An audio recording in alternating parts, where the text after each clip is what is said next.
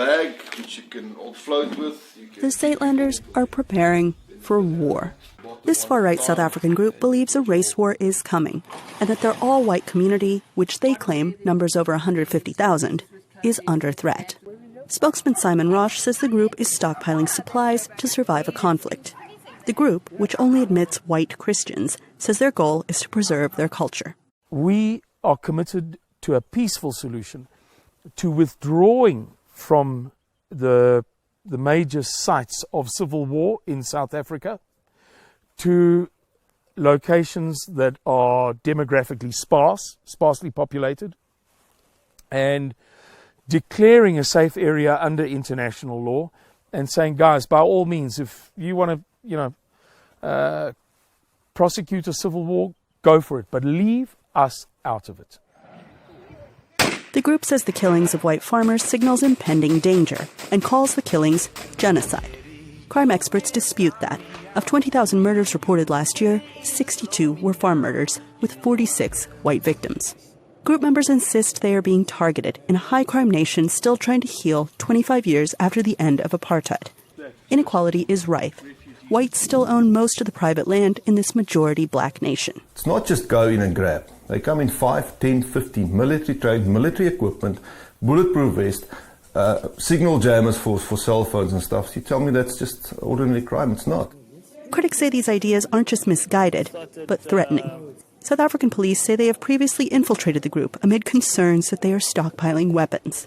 The impoverishment of local and specific cultures globally is a real thing.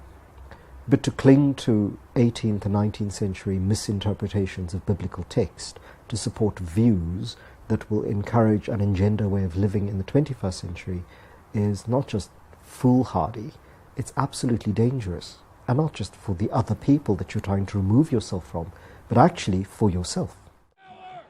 In South Africa, hate speech is not constitutionally protected.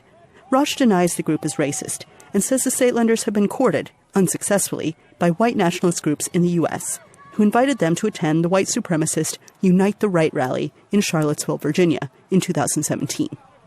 But he admits some members hold racist views.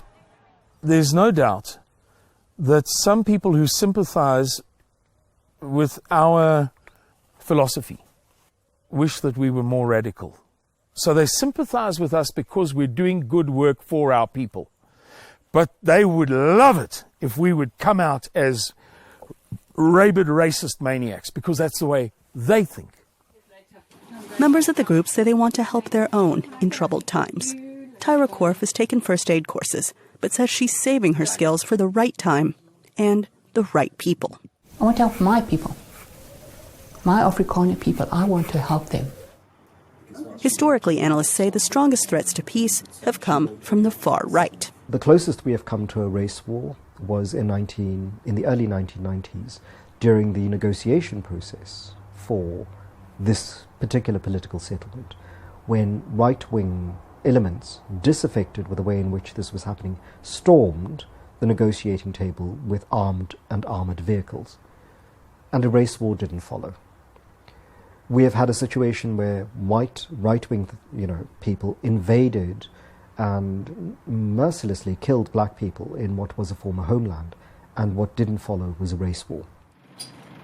Roche, the group's spokesman, says they don't plan to win a war. Quite the opposite.